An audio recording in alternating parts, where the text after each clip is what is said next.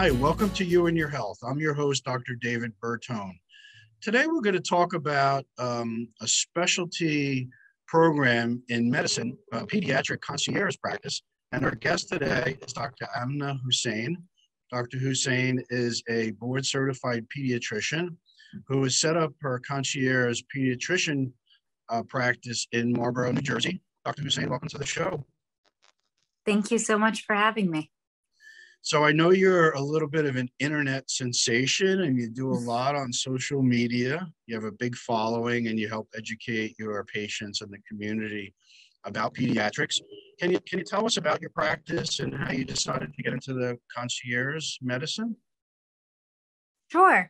So it wasn't something that I planned for a long time or anything like that. I was a young mother when I decided to open my practice, and I wanted to work in a more part-time sort of fashion, but still provide a certain level of care.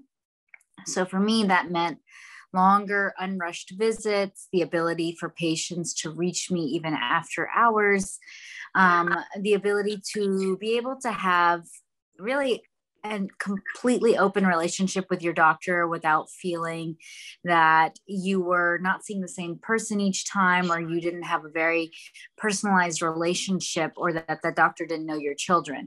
Essentially, I was looking for creating a practice that was the ideal pediatrician I wanted for my child. So as I mentioned, when I started out, I was a young mother. And so for me, it had to do with trying to create a patient panel that was manageable for me. And one way to do that was actually working outside of the typical insurance model so that the patients could actually, what we call insurance is third-party billing. So insurance is the third party. The first party is the patient. The second party is the physician. Third party is insurance. This way, billing is actually just between physician and patient. Patients still use their insurance for all types of other services, medications, labs, imaging, you name it. But just to get that very personalized, hands-on, concierge level care with the physician, we call it concierge pediatrics. Awesome. So how long have you been doing this specialty type of concierge practice? Well, the practice itself is actually a little over 2 years old. Okay. So it's young. It's young. Yeah. I have been in medicine for a number of years, probably a little bit over 5 years, I think, since I've actually been in pediatrics. Right. So now when you have a new patient that comes into your practice, you typically see them after they're a newborn in the hospital, or they come to your practice, and what is a common workup for these newborns? Sure. So actually you can change pediatricians anytime.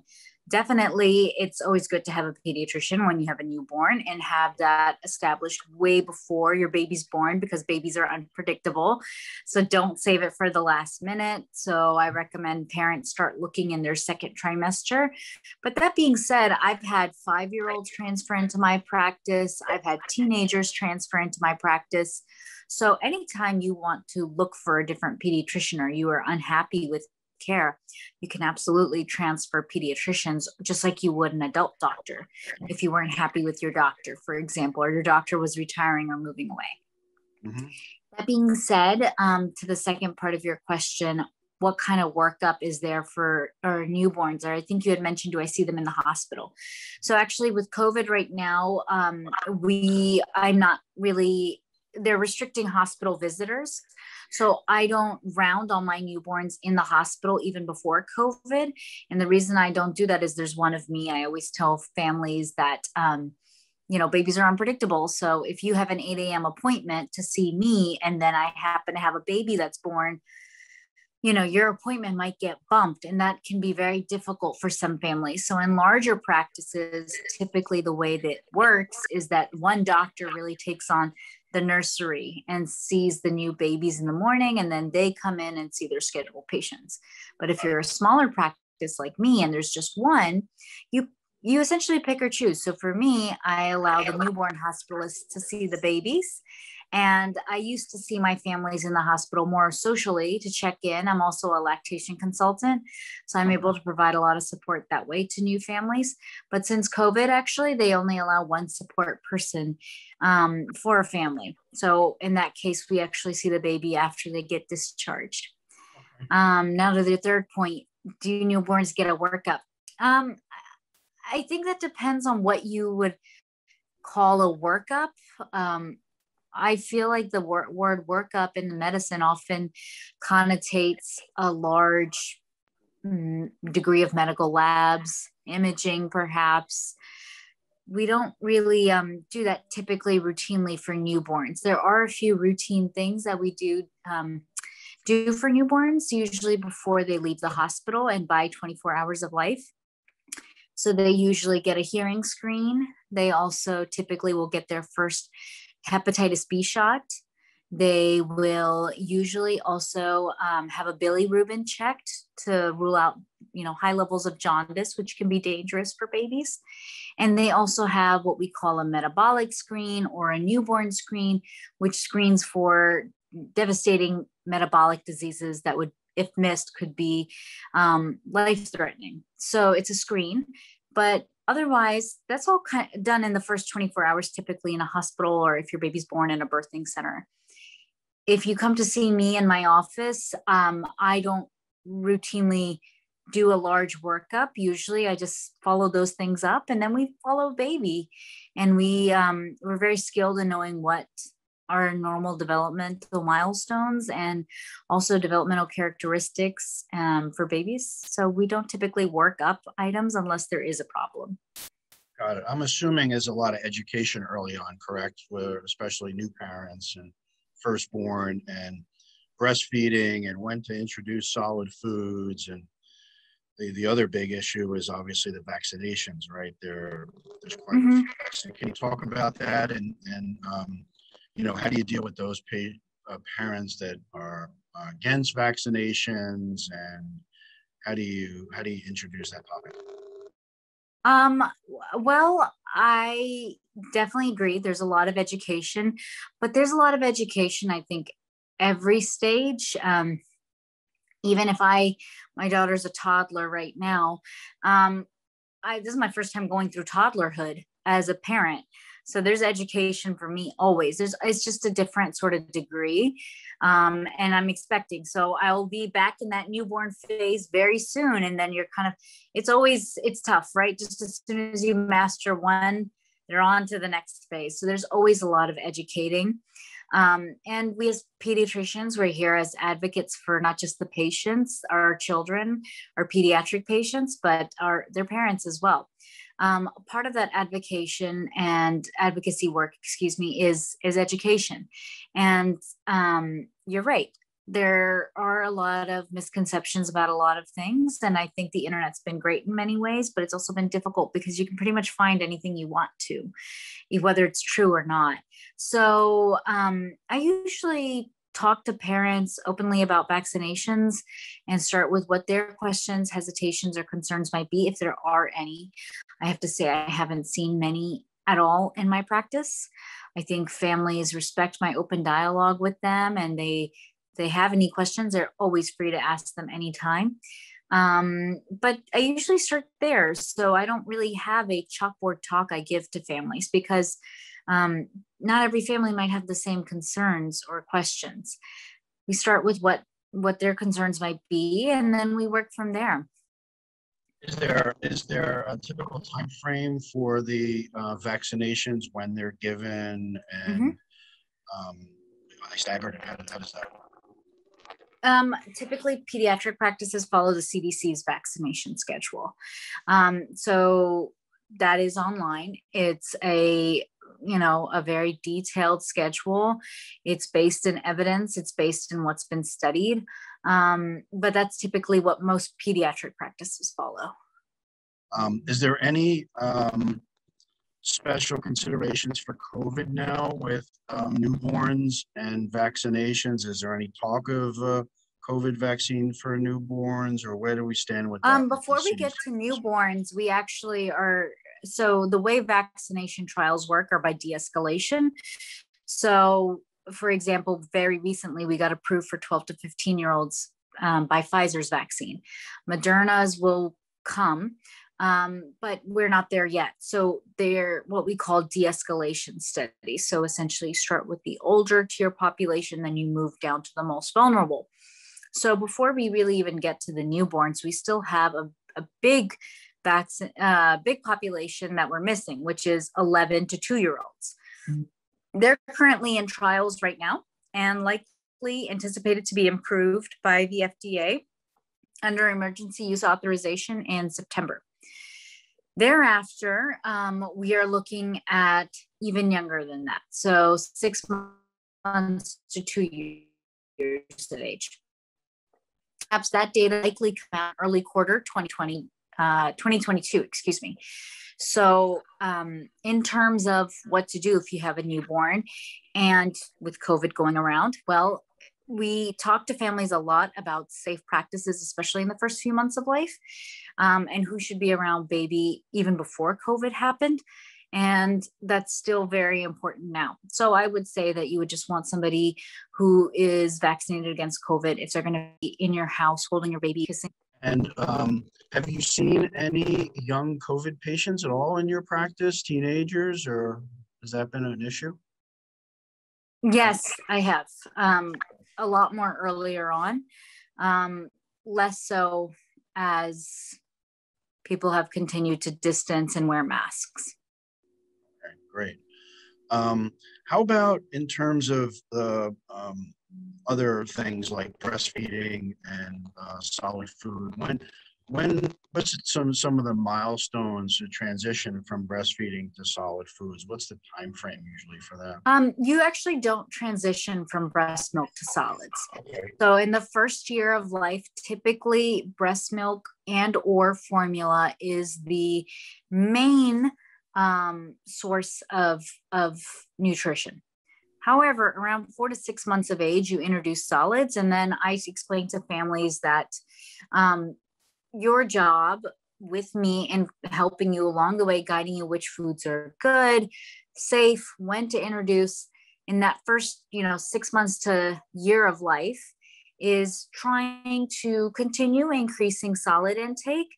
And then naturally, because that's what we all move towards as we become adults, and if you can think about as you're a toddler, you move towards more regular meals and slowly increase their comfort and their exposure to different tastes and textures, flavors, all those types of things. So along the way, though, you are still breastfeeding and or formula feeding. There's no really time in that first year of life that you say stop breastfeeding. And even after the first year of life, if a mother chooses to continue breastfeeding, we absolutely encourage it.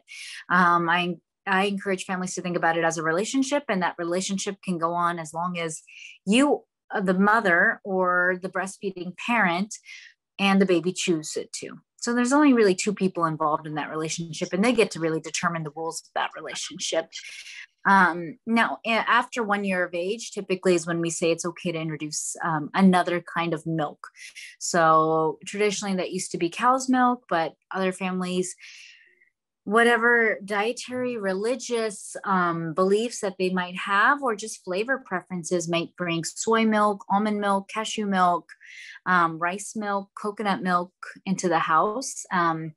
So those are all options. Awesome. Okay, when we come back after break, we're going to talk about some of the common pediatric conditions that you're seeing in your practice, and we'll resume right after these messages.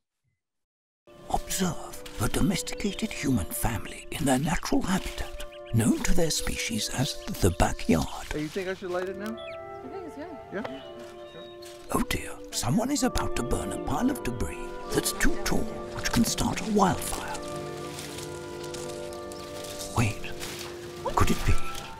Blimey, it is. It's Smokey. It's Smokey Bear. What a legend. Hey, it's Smokey. Sorry, it was too high. Right. Watch as he astutely ensures that there's no wind, and how he removes some of the debris to create a smaller, safer burning pile. No, you told me to make it bigger. No, you said make it bigger, baby. The bigger, the better. Take note of Right. our fearless furry friend here, humans. I appreciate it. Fist bump. Watching you. Smokey's done it again. Bye, Smokey. Only you can prevent wildfires.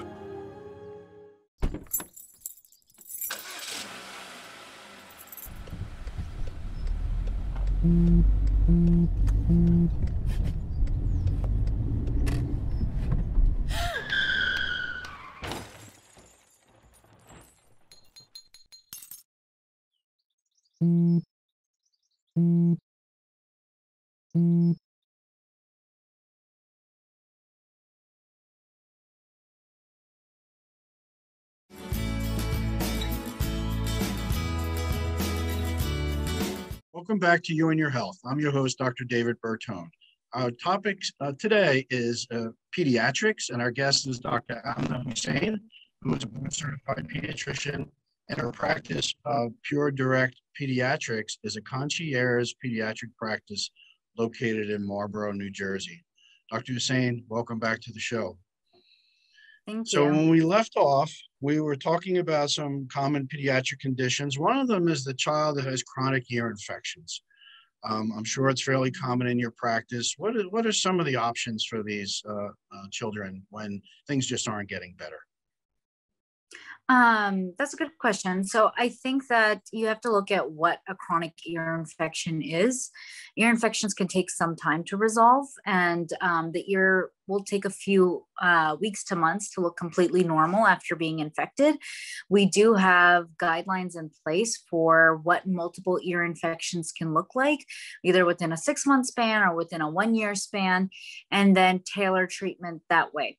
So sometimes if it's a viral ear infection, it's a viral ear infection and it takes its time to resolve. If it's a bacterial ear infections need to be treated with antibiotics. If they're persistent and they're occurring, as I mentioned, within that 6-month span or within that 1-year span, we have a certain number of ear infections we typically keep an eye out for or keep an eye out on or account of, then we usually would refer for bilateral myringotomy tubes, essentially ear tubes to be placed by an ENT surgeon. Okay. And that process is fairly common, correct? We do see a decent number of children who get it. It's overall well tolerated. Any ENT surgeon can absolutely guide parents on it, but this is a very something that's pretty common within the realm of pediatric ENT.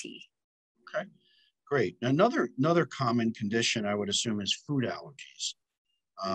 How is that established, and is that something that you refer out for and help with education? Sure. So it is rising in prevalence. There's multiple reasons why they're rising in prevalence, and the cause of food allergies is very complex and multifactorial. A lot of families are quick to diagnose an allergy themselves, and I really don't recommend it because you end up cutting foods out of your diet without any evidence. And the evidence I'm looking for is actually a test by an allergist. So allergists do prick testing or patch testing. We do refer out for it. Typically food allergies are diagnosed by prick testing.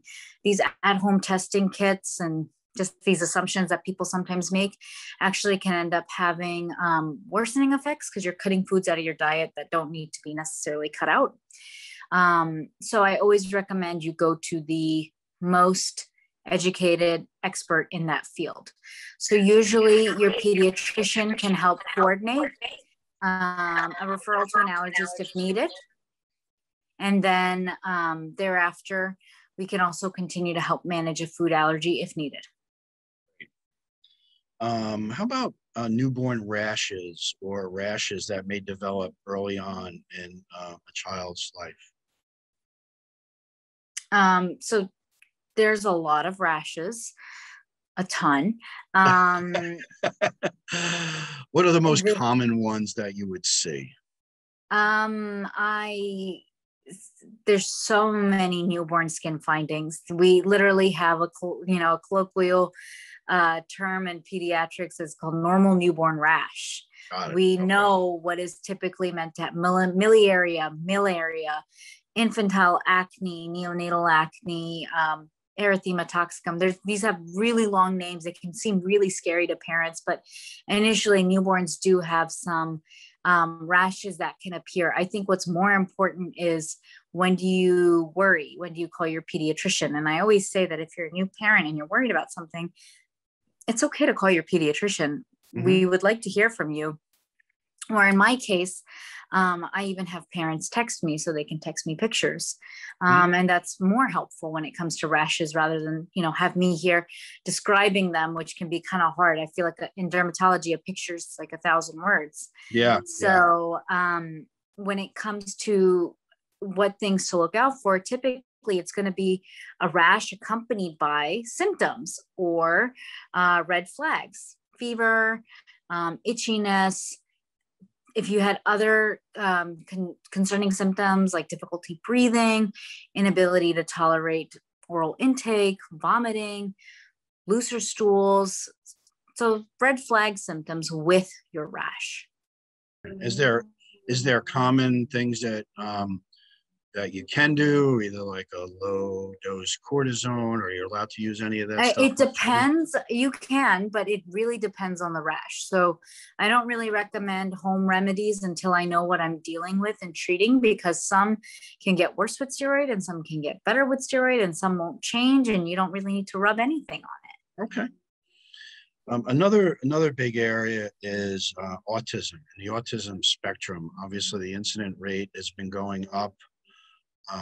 What are some of the signs for parents to look for, and what are some of the things that you look for during your milestone screenings or annual well checks for possible signs of that?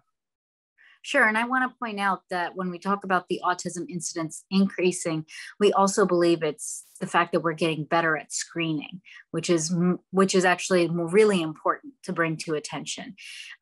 Before people jump to just the rates increasing, it's actually the fact that we're getting better at diagnosing it, which is incredibly important, because one of the hallmarks when it comes to treatment for autism is early therapy.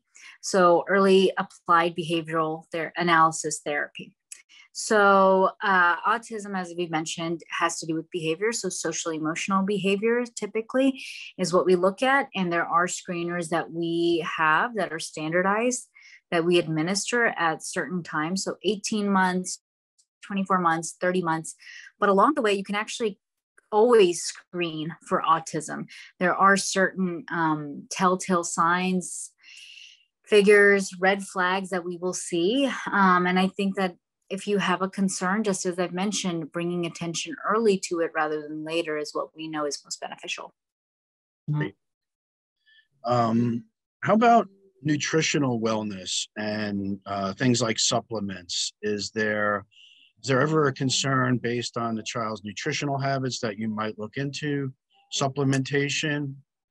I think it depends on what kind of supplement we're talking about. So when I think of supplements, I think of the adults who supplement their diet with maybe protein shakes or additional vitamins or over-the-counter things from perhaps like GNC or something, or the vitamin store.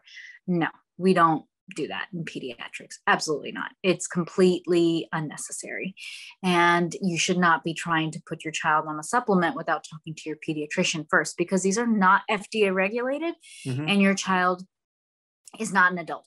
They're not little adults. So you want to make sure what's going in is actually safe.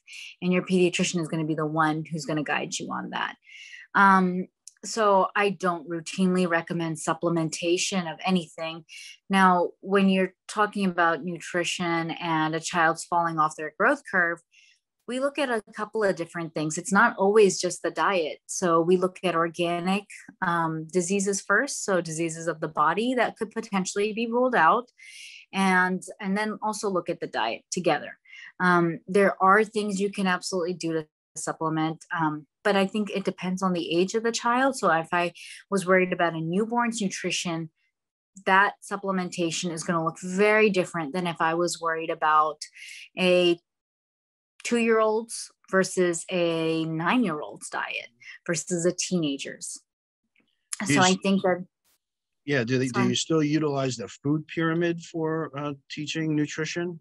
with the Not really. Not really. Okay, just a well-balanced diet, especially in the toddlers and teenagers, to try to get nutrition across the spectrum of Right. And I necessary encourage food. families to remember that look at the forest, not the trees. Not everything is going to look amazing every day. But if you look at the end of the week and your child's overall been eating very well and balanced, then that's a win for you as a parent. So every child's different. Of course, picky eating is potentially possible, but that's not to say that every child's going to be a picky eater. Yeah. You might have a great eater, and that's okay. And that's also encouraged. So obviously you'll get those kids that are picky eaters and they, the chicken fingers and mac and cheese, and they don't like the broccoli and the other stuff. But eventually you slowly introduce things and they come around. Right. You continue to keep introducing, keep introducing. Don't make it a fight. Try to introduce in many different ways, whether it be raw broccoli, steamed broccoli, roasted broccoli, grilled broccoli, to use your example. Try again. If the first time it doesn't work, and don't try the next day. If you're really like on day 3 of broccoli, gosh, don't try day 4, but give it 3 or 4 weeks and try it again. And don't make it a battle of wits. You're just going to get annoyed. And don't get offended. Again, there's so many ups and downs to it. And your kid who hates broccoli might just love Brussels sprouts. Every child's very different. So instead, focus on trying to eat different colors if you can. So stay away from that white diet of white rice, white potato, white chicken nuggets. And I instead say that, yeah, of course, chicken nuggets every now and then are okay. A baked potato's okay every now and then. So are French fries, because you don't want that same thing every day. Yep. Okay. How about diabetes, juvenile diabetes? How is that usually detected, or some of the signs and symptoms that parents should look for to bring to your attention? Sure. So the 2 diabetes, type 1 and type 2, are prevalent in pediatric population. Type 2 is typically associated with obesity, and type 1 is typically an autoimmune disease. Both, your body is not responding well to insulin. And the second one, your body's not responding to insulin. The first, your body is essentially attacking the pancreas and autoimmune. So you're really not producing enough insulin. Both are going to have devastating effects of high glucose. And with children, they can be as young as I've seen 15 months, and through teenagerhood and through a young adulthood. And I've even had adults your age who presented with type 1 diabetes, not to me, but that I've known of. So autoimmune diseases can occur. They can happen. But they'll both present in very similar ways, that you're having the effects of too much glucose in your bloodstream. Okay. Now you have a child, and they're getting older, and they're in high school. And when do they transition out of pediatric practice into an adult practice? Sure. So if you are in a larger city, you can actually look for an adolescent doctor for your child once they become around 11 or 12, that tween age. They're still pediatrics trained. They've done a fellowship in adolescent medicine. You can also 100% stick with your pediatrician, though, your general pediatrician. Typically, some pediatricians will see up to 18, some see up to 22, and I have seen up to 26 in the past. So some of these children are on their parents' insurance until they're 26. And so when I've taken insurance in the past, I've even seen 25-year-olds. Cool. Well, Dr. Husain, thank you so much for taking the time to join us today and help educate the public about pediatrics and pediatric concierge practice. So again, thanks for joining us on You and Your Health. Until the next time, I'm Dr. David Bertone.